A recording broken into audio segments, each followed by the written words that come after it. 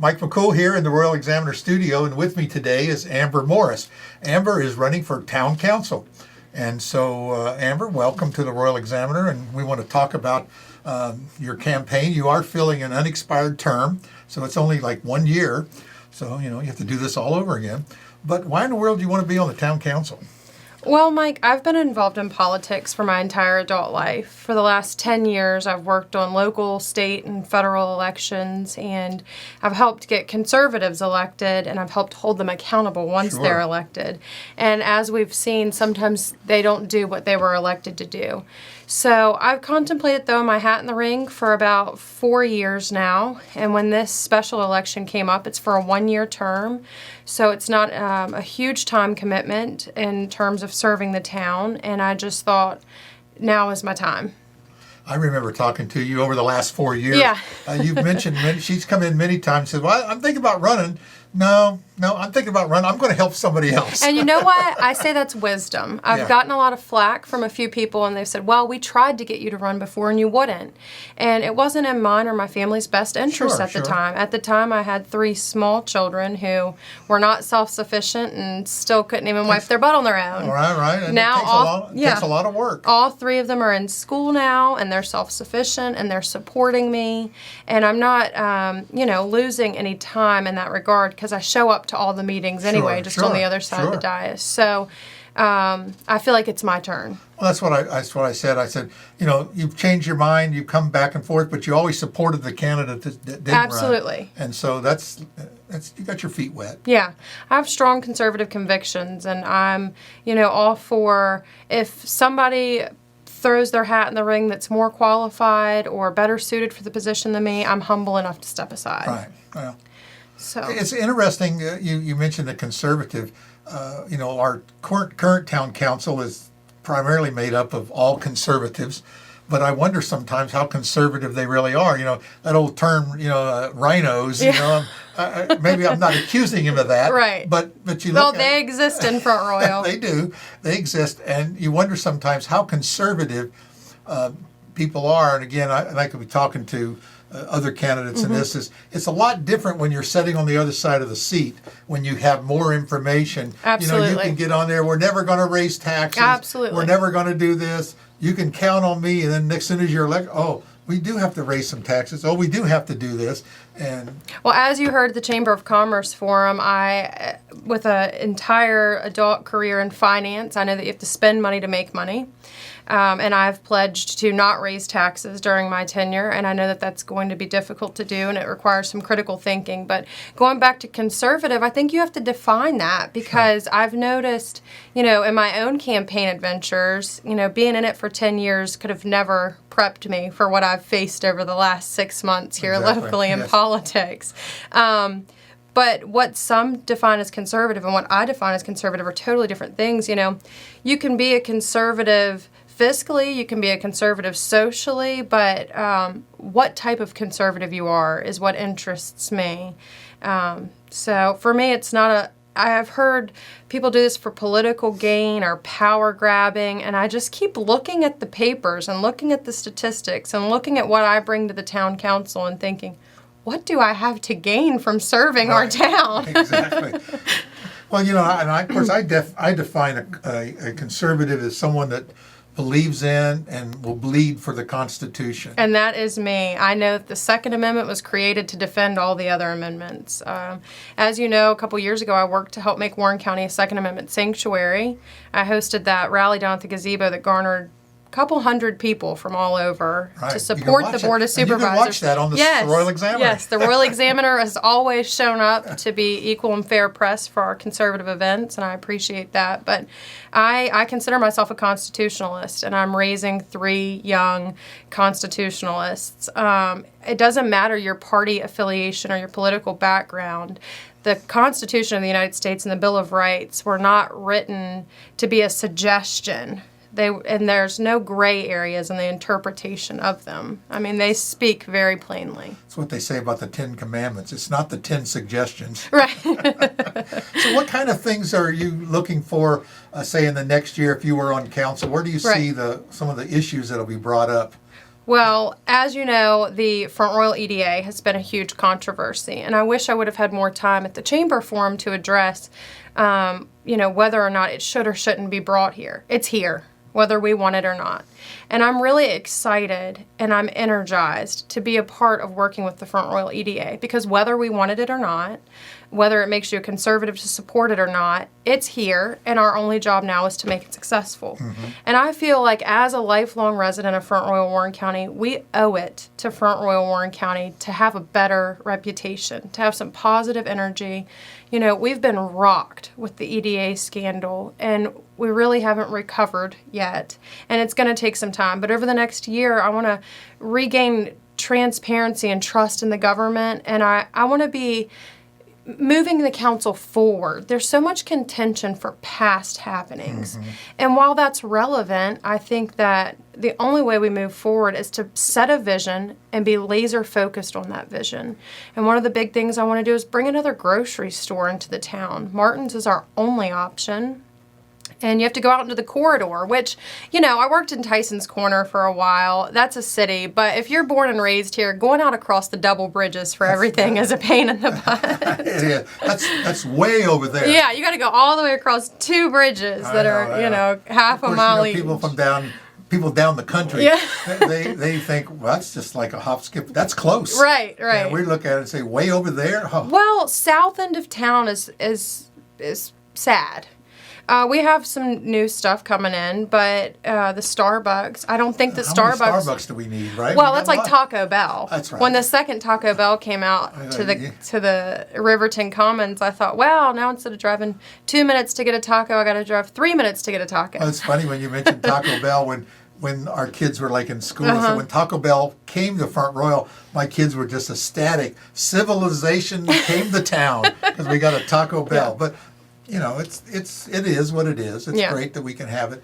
There's we get all these press releases from the governor and from the state economic development, and I look at all the things that go to Winchester. Right. And I'm looking at these companies and I'm saying, Front Royal has a lot better. Why can't we have that? Yeah. Why doesn't it? Why did we get skipped over? Well, and I'll tell you. Ben Klein, our congressman, the last time he was elected, I sat down with Ben Klein and Dolores Oates, our Warren County supervisor for North River.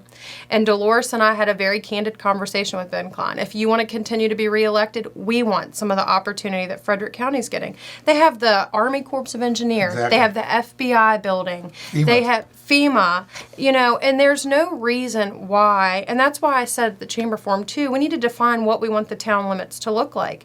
Do we want industrial sites? Because if so, Avtex. I think we need to bring some federal agencies in here to clean up what they left us with after they wiped us out, That's the Avtex site could be developed, but I think that there is a lack of vision, or has been, and I don't think that any individuals necessarily are responsible for it. I think a lot of times the government has played defense rather than offense, and we've been reactive rather than proactive. And so I'm excited to come on and look forward to what we can do. And the new summit planning that they brought on for the new comprehensive plan, I think that they're asking really good questions, and I think it's exciting. Whether I'm elected or not, I'm going to show up to those town halls because I know what I want my kids to see in 30 years when they look back at their hometown. Well, it's great. We use that phrase here, small town charm. Yeah. And I mentioned to someone the other day, I was out in New Mexico last week, and I was driving down the interstate, and there's a bridge going across this little dinky old town. I said, small community, big possibilities. I love and I that. thought maybe we need to modify that a little bit. I think that's great. And I might steal that and run with it. I think we ought to steal it. That's what I said to my wife. I said, we're going to steal that. Well, and there's a way to do so controlled and strategically planned. So sometimes when I'm talking to people, I say, let me be clear. I'm not seeking a ton of development in Front Royal. I don't want to, get too big for our britches, so to speak, or outgrow our small town charm. So I think we need to, that's why I keep saying incentivize businesses. We need to, and a lot of conservatives get mad when I say it, but if you look at Middleburg and places like that and the way that they've grown and how they've grown and the businesses they attract, they've done it right. Yeah. You walk down through there and you have diverse fine dining options, and you also have the small town businesses and the charm, and it's business friendly and it's tourist friendly. So I think we need to define what we want downtown to be and define what we want the town limits in total to look like.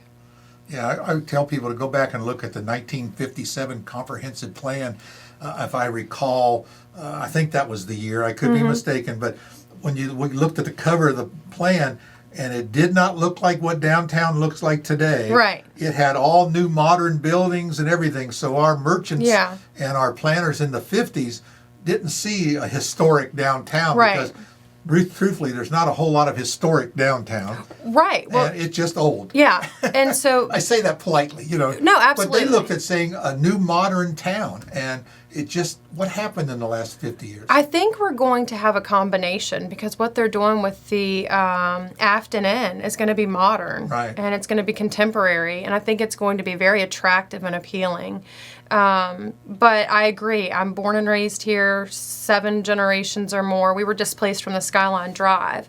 And when the Afton Inn controversy came up years ago, my grandfather was in his 80s at the time, and I was talking to him to get his background, his perspective as somebody who was born here in 39 and watched it all his life transform and morph. And he was like, the history that he remembered from there wasn't anything pleasant and preservation worthy. Exactly. Wasn't historic. Right. Yeah.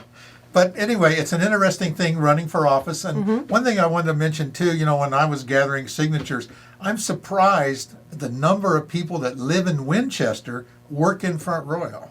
Yeah. And I just blew me away. I'm walking down Main Street. Oh no, I live in Winchester. I can't sign your thing. And I'm thinking, we know that a huge amount of people commute to Manassas, Northern Right. Virginia, D.C. to work.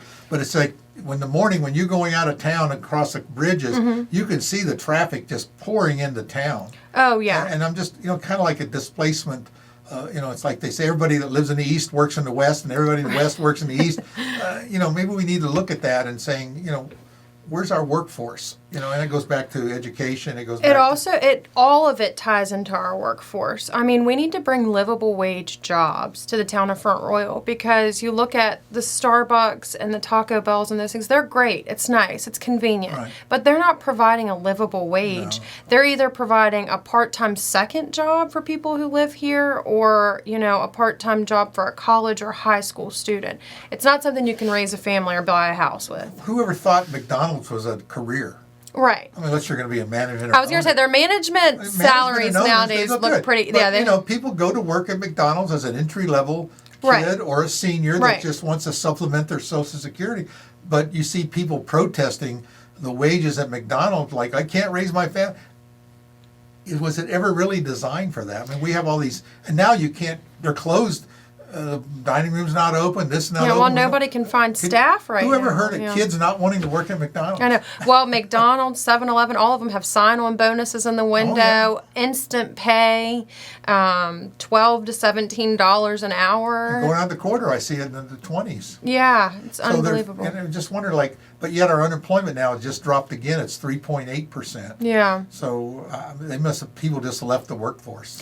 Well, I think they've been incentivized to do so since COVID hit. I mean, there have been a lot of different ways that money has been left on the table, and So hopefully the town council will get to crack the whip, get people back working. yeah. And I think they can be a partner Yeah. with the county. Speaking of let's talk real quick Yeah, about county. absolutely. because The town and county. Town and county relationship, that's always... Yeah. My entire life. Everyone Since says we before I got to was work born. better together. We got to work.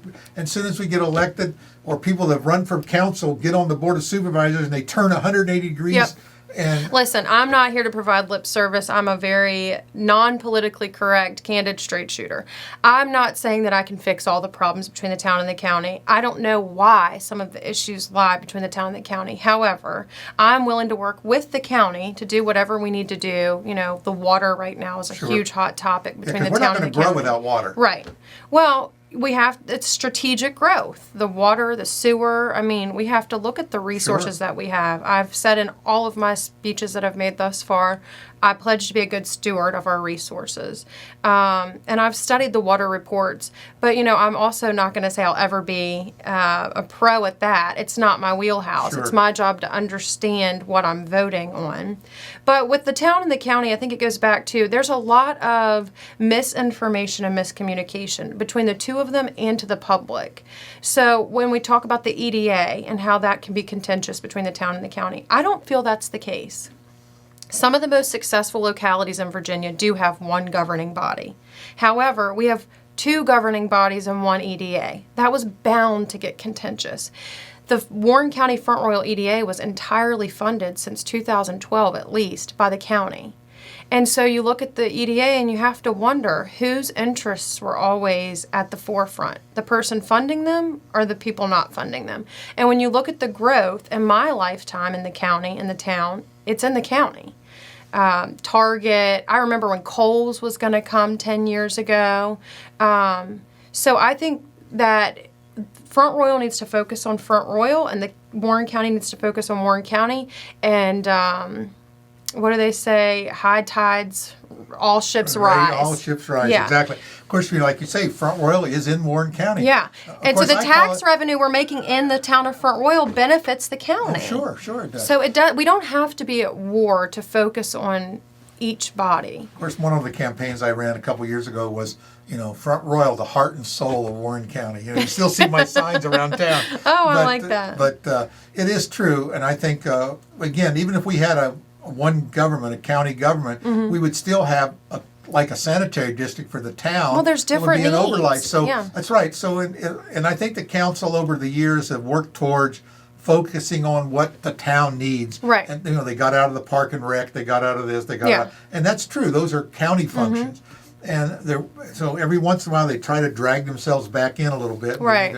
And that's where we need a strong town manager, and I think we have one now. Yeah, I agree. And I think we can just turn things loose, and the town focus on what the town is supposed to Absolutely. be doing. Right. If it doesn't, if you don't turn on the spigot, and you don't flush it, Yeah. and you don't drive on it, it's At not. the first ever forum of the year, I said my job as a councilwoman, which I don't feel like a lot of people actually know what council's job is, Right. but it's to keep the lights on, the water running, the toilets flushing. That's it. That is the That's job it. of That's a what I council tried. person. I say anything other than that doesn't have anything to do with the schools. I'm not going to get up here and Part- give you my political opinions on federal issues because Right. it has nothing to do with the service that I can provide on the town council. Exactly. And I think that's always been an issue. I've had people that Always. have ran campaigns and they tell me, they come in and they sit down and they say, I'm this, this, this, and this. And I'm like, okay, what are you going to do for this? That's right.